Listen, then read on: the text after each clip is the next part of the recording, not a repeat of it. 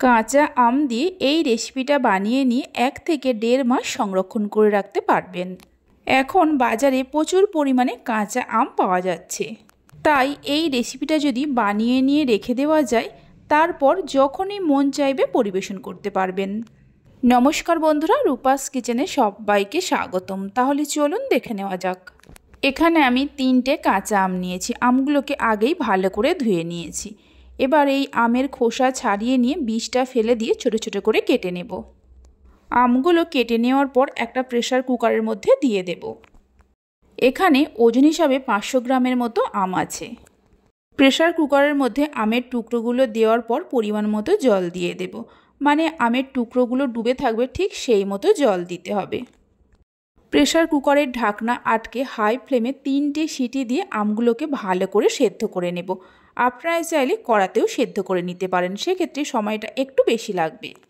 3টে সিটি দিয়ে নামিয়ে রেখেছিলাম। একটু ঠান্ডা হতে প্রেসার কুকারের ঢাকনা খুলে দেখিয়ে দিচ্ছি। দেখুন আমগুলো কত সুন্দরভাবে সেদ্ধ হয়ে গেছে। এবার একটা মিক্সিং বোলের ওপর একটা ছাঁকনি রেখে দেব। এই ছাঁকনির মধ্যে সেদ্ধ করা আম এইভাবে অল্প অল্প করে দিয়ে ভালো করে ছেঁকে নিতে হবে। আমের এই রেসিপিটা খেতে এতটাই টেস্টি হয় যে একবার না বানিয়ে খেলে আপনারা বুঝতে পারবেন না। দেখুন পুরো আমের পাল্পটা ভালো করে ছেঁকে নেওয়া হয়ে গেছে। এবার গ্যাসের উপর একটা কড়া বসিয়ে কড়ার মধ্যে 1 চামচের মতো গোটা জিরে দিয়ে দেব। জিরেটা দেওয়ার পর মিডিয়াম ফ্লেমে হালকা করে ভেজে নিতে হবে। মিনিট 2-3 সময় ধরে জিরে ভেজে নেওয়ার পর ঢেলে নিয়ে রেখে দেব। একটু ঠান্ডা হয়ে যাওয়ার পর গুঁড়ো করে নেব।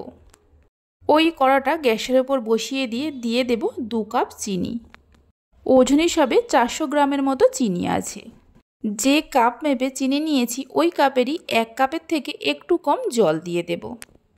গ্যাসের ফ্লেমটা হাইতে করে চিনিগুলো গলে যাওয়া পর্যন্ত অপেক্ষা করব। আমি 500 গ্রাম আমের জন্য 400 গ্রাম চিনি দিয়েছি। আপনারা চাইলে চিনিটা কম বেশি করে দিতে পারেন। আম কতটা টক তার উপরে মিষ্টিটা নির্ভর করে। দেখুন চিনিগুলো ভালোভাবে গলে গেছে। এই সময় এর মধ্যে দিয়ে দেব যে আমের পাল্পটা রেডি করে রেখেছিলাম। আমের পাল্পটা দেওয়ার পর দিয়ে দেব স্বাদ মতো নুন। হাফ চামচের মতো বিট লবণ দিয়ে দেব। যে গোটা জিরেগুলো ভেজে রেখেছিলাম গুঁড়ো করে পুরোটাই দিয়ে দেব। সব কিছুকে খুব ভালো করে মিশিয়ে নিতে হবে। হাফ চামচের মতো গোলমরিচ গুঁড়ো দিয়ে দেব। টক ঝাল নুন মিষ্টি আপনারা শরবতের মধ্যে যেমন খাবেন সেই মতো দিতে পারেন। কাঁচা আমের শরবত বানাচ্ছি, তাই দেখতে সুন্দরের জন্য 2 ফোঁটার মতো গ্রিন ফুড কালার দিয়ে দেব। তবে এটা সম্পূর্ণভাবে অপশনাল, আপনারা চাইলে দিতেও পারেন আবার নাও পারেন। সব কিছুকে মিশিয়ে নেওয়ার পর গ্যাসের ফ্লেমটা হাইতে করে মিনিট 4-5 সময় ধরে ফুটিয়ে নিয়ে মিশ্রণটাকে একটু ঘন করে নেব। এইভাবে একবার শরবতের রেসিপিটা বানিয়ে দেখতে পারেন। বাড়িতে বানালে খেয়ে কেমন লাগলো অবশ্যই আমাকে কমেন্ট করে জানাবেন। হাই ফ্লেমে মিনিট 4-5 সময় ধরে ফুটিয়ে নিয়েছিলাম। দেখুন মিশ্রণটা আগের থেকেই অনেকটা ঘন হয়ে গেছে। এর থেকে আর বেশি ঘন করব না, কারণ ঠান্ডা হয়ে যাওয়ার পর আরও একটু ঘন হয়ে যাবে। এবার একটা মিক্সিং বোলের মধ্যে ঢেলে নিয়ে ঠান্ডা হতে দেব।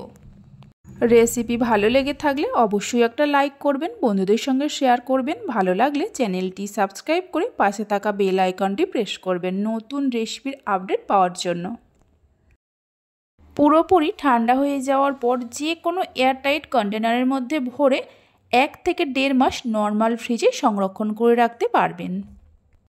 শরবতটা কিভাবে পরিবেশন করবেন সেটাও আমি দেখিয়ে দিচ্ছি। একটা গ্লাসের মধ্যে কিছু বরফের টুকরো দিয়ে দেব। এর মধ্যে আমি আর আলাদা করে জল দেব না। এবার যে আমের পাল্পটা তৈরি করে রেখেছিলাম গ্লাস ভর্তি করে দিয়ে দেব। আমের পাল্পটা দেওয়ার পর একটা চামচ দিয়ে ভালো করে মিশিয়ে নিতে হবে। তাহলে চলুন ভিডিওটা আমি এখানেই শেষ করছি। আপনারা সবাই ভালো থাকবেন, সুস্থ থাকবেন। ধন্যবাদ।